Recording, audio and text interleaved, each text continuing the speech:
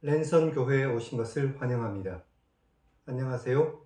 슬기로운 신앙생활, 매일 하나님과 친밀한 교제를 나누는 묵상, 메밀묵 한정민 목사입니다.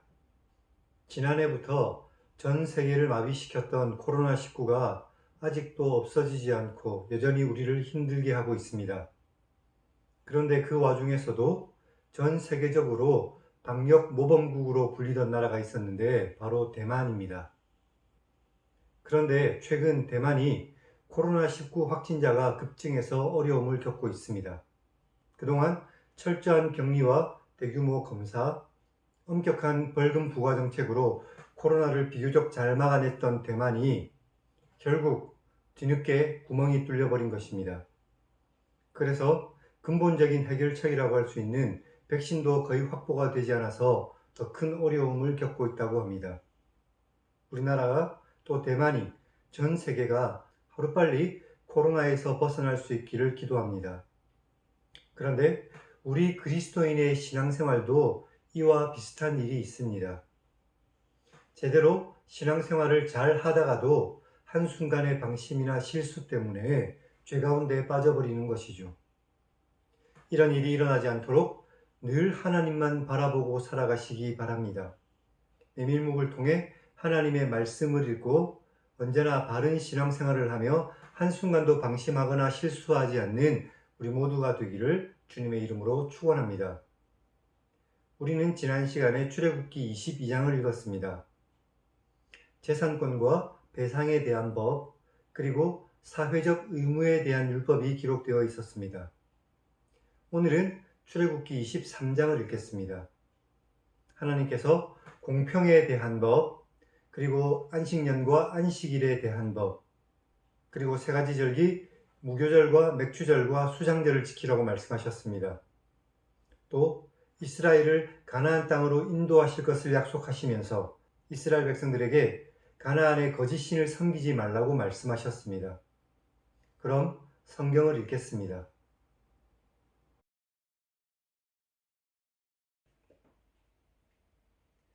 너는 거짓된 소문을 퍼뜨리지 말며 악인과 연합하여 위증하는 증인이 되지 말며 다수를 따라 악을 행하지 말며 송사의 다수를 따라 부당한 증언을 하지 말며 가난한 자의 송사라고 해서 편협하게 두둔하지 말라.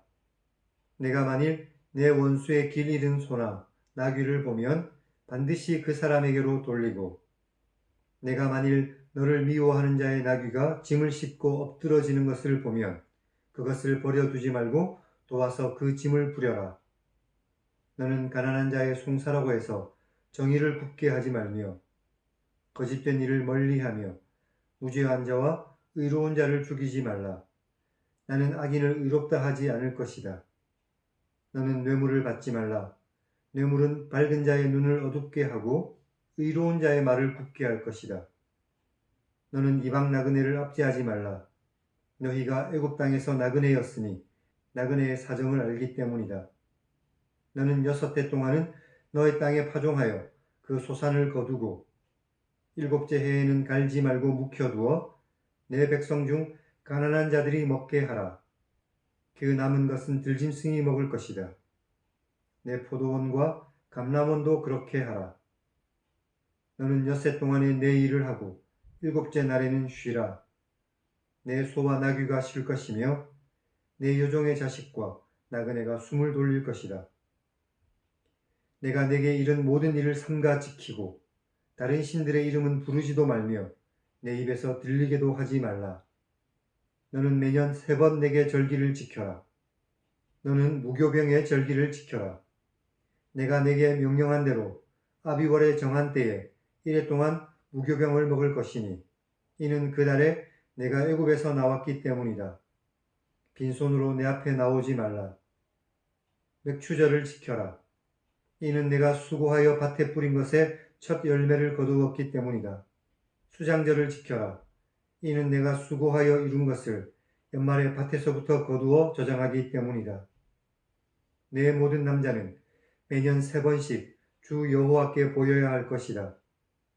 너는 내 제물의 피를 유교병과 함께 드리지 말며 내 절기 제물의 기름을 아침까지 남겨두지 말라.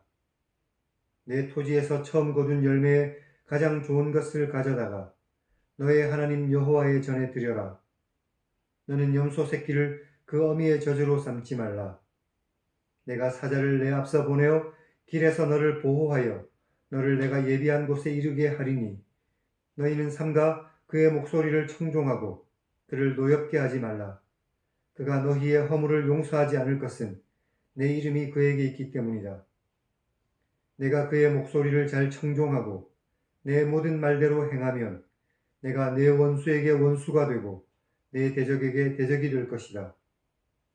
내 사자가 너의 앞에 가서 너를 아모리 사람과 헷 사람과 브리스 사람과 가나안 사람과 히위 사람과 여부스 사람에게로 인도하고 나는 그들을 끊을 것이니 너는 그들의 신을 경배하지 말며 섬기지 말며 그들의 행위를 본받지 말고 그것들을 다 깨뜨리며 그들의 주상을 부수고 내 하나님 여호와를 섬겨라.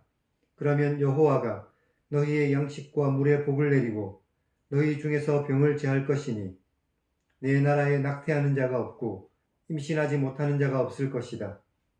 내가 너의 날수를 채울 것이다.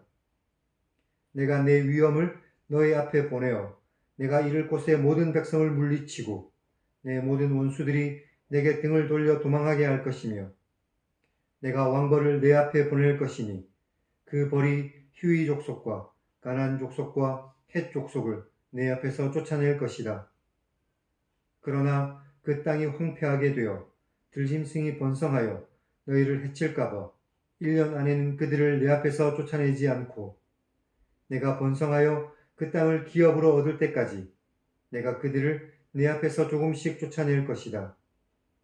내가 내 경계를 홍해에서부터 블레셋 바다까지 광야에서부터 강까지 정하고 그 땅의 주민을 내 손에 넘길 것이니 내가 그들을 내 앞에서 쫓아낼 것이다.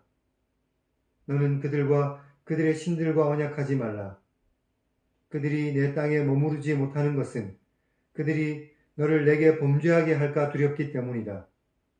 내가 그 신들을 섬기면 그것이 너의 올무가 될 것이다.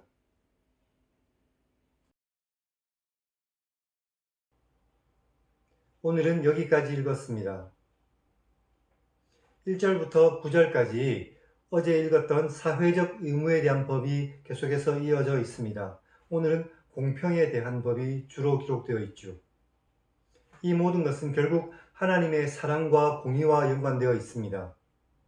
이스라엘 백성은 하나님의 사랑과 공의를 그들의 삶으로 나타내며 살아야만 했습니다.